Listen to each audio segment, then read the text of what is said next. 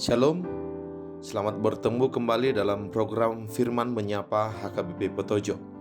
Kiranya kita semua senantiasa dalam sukacita dan kesehatan dari Tuhan. Amin. Sebelum mendengarkan firman Tuhan, marilah terlebih dahulu kita berdoa. Ya Allah, bekerjalah dalam hati kami, di dalam kuasa kehadiran dan firman-Mu. Dan ubahlah hidup kami menjadi seturut dengan maksud dan rencana-Mu, agar kami dapat meneladani kemurahan-Mu. Di dalam nama Tuhan Yesus Kristus kami berdoa. Amin. Bapak, Ibu, Saudara-saudara, firman Tuhan bagi kita untuk hari ini, Sabtu 18 September 2021, diambil dari Injil Lukas pasal 6 ayatnya yang ke-26. Demikian firman Tuhan.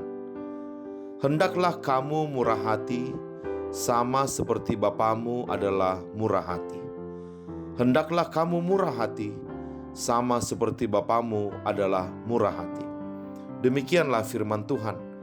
Berbahagialah orang yang mendengarkan firman Tuhan, serta memeliharanya. Amin. Bapak, Ibu, Saudara-saudara, entah mengapa ketika membaca ayat ini, yang langsung menyita perhatian saya bukanlah pada perintahnya kepada kita, melainkan pada penyataannya atau proklamasinya tentang status kita.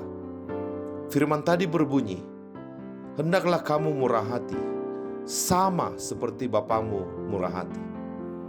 Firman ini mirip dengan Imamat 11 ayat 44 yang berkata, kuduslah kamu sebab aku kudus. Atau kuduslah kamu, sama seperti aku kudus. Apa yang bisa kita lihat dari firman ini? Apakah kita fokus pada perintahnya? Atau kita fokus pada proklamasinya? Bagi saya, yang paling menarik dari firman ini untuk dihayati terlebih dahulu adalah proklamasinya, bukan pada perintahnya. Firman ini jelas-jelas memproklamasikan bahwa Tuhan menganggap kita sama dengan dirinya. Bapa sudah menganggap kita sebagai dirinya, dan dirinya adalah kita. Karena itulah Bapa berkata, kuduslah kamu, sebab aku kudus. Atau hendaklah kamu murah hati, sama seperti aku murah hati. Bukankah di sini Tuhan hendak mengatakan kepada kita, hai Anu, kamu bukan siapa-siapa ya. Jangan seperti orang lain bagiku. Kamu adalah bagian dari diriku, dan diriku adalah dirimu juga. Wow, bukankah ini sungguh luar biasa? Bagaimana mungkin Allah menganggap kita adalah dirinya? Bagaimana mungkin Sang Maha Kudus menyamakan dirinya dengan kita orang berdosa? Bagaimana mungkin Allah Sang Maha Pemurah menyamakan dirinya dengan kita orang-orang egois ini? Namun sekali lagi, suka atau tidak, senang atau tidak, inilah faktanya. Firman hari ini dengan tegas memproklamasikan bahwa Allah ingin kita tahu Dia menganggap kita satu. Dan karena Dia dan kita satu, dalam rangka itulah Tuhan menyampaikan perintahnya, sebagaimana aku murah hati, maka karena kita sama, kamu pun hendaklah juga murah hati, kata Tuhan. Jika kita merenungkan firman ini, maka seharusnya perasaan yang muncul dalam diri kita bukan perasaan terbebani untuk menjadi murah hati, melainkan perasaan senang karena sudah dianggap sama dengan Tuhan. Dan karena itulah perintah ini bukan lagi kita anggap sebagai sebuah kewajiban, melainkan sebagai sebuah penghargaan. Bukan lagi sebagai sebuah beban, melainkan sebagai sebuah keniscayaan. Sama seperti aku murah hati, kata Tuhan, maka kamu pun hendaklah murah hati. Dan yang kedua kemudian untuk kita renungkan, apa sebenarnya arti murah hati? Apakah murah hati adalah orang yang gampang membuka dompetnya lalu membagi-bagikan uangnya kepada orang lain? Atau murah hati adalah perasaan gampang mengatakan kasihan ketika melihat orang lain menderita dan mungkin dia menangis? Seperti itukah murah hati? Jawabnya tidak, Bapak Ibu. Murah hati bukan sekedar memberikan receh kepada orang lain, dan setelah itu kita berpaling darinya dan semua masalah selesai. Kita tidak tahu lagi apa yang terjadi dengan orang itu. Dan kita merasa kita sudah melakukan kewajiban kita karena kita sudah memberikan koin ataupun uang ribuan kepadanya. Bukan, itu bukan murah hati. Murah hati adalah kesediaan kita untuk sedemikian rupa masuk ke situasi kehidupan orang lain, sehingga kita mampu melihat dengan mata orang itu, atau kita bisa berpikir dari perspektif orang itu. Atau lebih tepatnya, kita bisa merasakan apa yang dirasakan orang lain, dan kita bersimpati dengannya.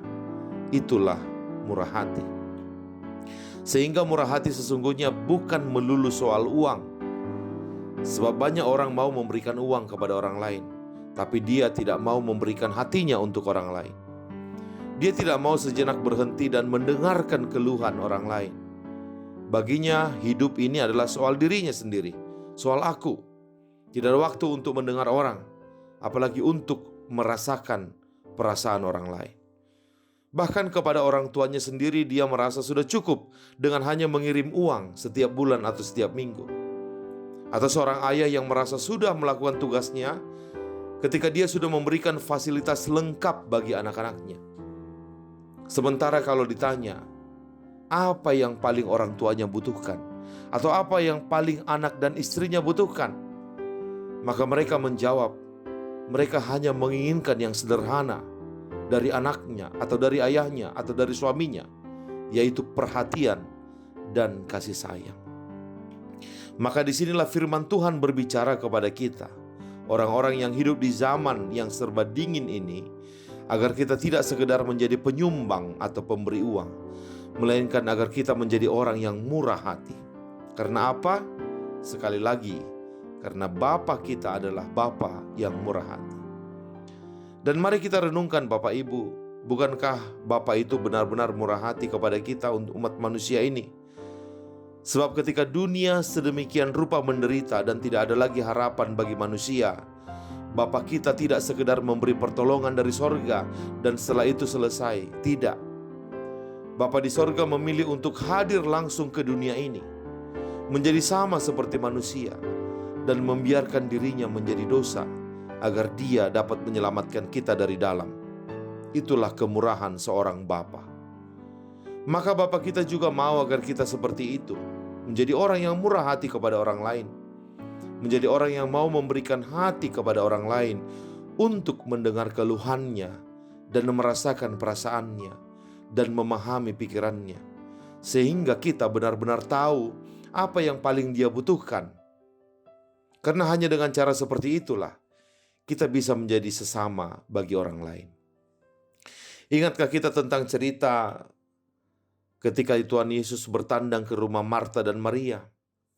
Marta saat itu begitu sibuknya melayani Tuhan Yesus sampai dia bersungut-sungut. Sedangkan Maria hanya duduk saja di samping Tuhan Yesus mendengarkan dia bercerita.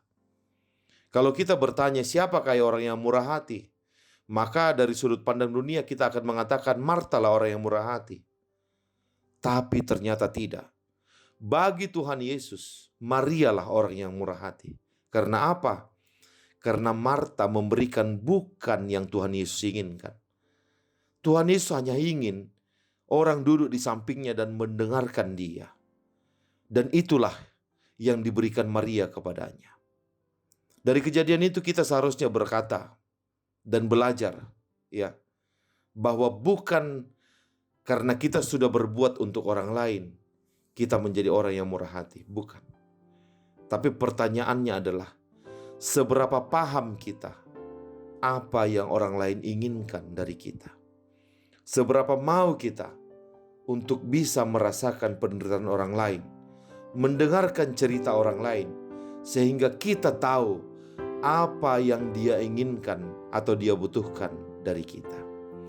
Dan banyak contoh-contoh lain tentang betapa seringnya manusia gagal memahami perasaan orang lain, sehingga akibatnya mereka salah memberikan pertolongan kepada orang lain. Maka disinilah sekali lagi firman Tuhan mengajak kita untuk tidak sekedar menjadi penyumbang, tapi Tuhan menginginkan kita menjadi orang yang murah hati. Tuhan memanggil kita untuk mau memberikan hati kepada orang lain, untuk mau merasakan perasaan orang lain, untuk mau memikirkan apa yang dipikirkan oleh orang lain, agar kita tahu dan kita mau dan kita mampu menjadi penolong yang sejati baginya. Kiranya Tuhan memampukan kita untuk menjadi orang yang murah hati bagi sesama kita. Amin. Terima kasih Bapa Sorgawi, karena Engkau telah menjadi Bapa yang murah hati bagi kami. Engkau rela menjadi manusia supaya kami bisa merasakan supaya Tuhan bisa merasakan apa yang kami rasakan, dan agar kami dapat Tuhan selamatkan. Sebagai orang yang sudah merasakan kemurahan-Mu, tolonglah kami untuk mampu bermurah hati bagi sesama kami, agar kami tidak hanya bisa mengatakan kasihan, tetapi terlebih lagi, agar kami bisa hadir dalam setiap penderitaan sama kami dan menjadi penolong yang sejati bagi mereka. Dalam nama Tuhan Yesus kami berdoa. Amin. Selamat beraktivitas. Tuhan Yesus memberkati. Shalom.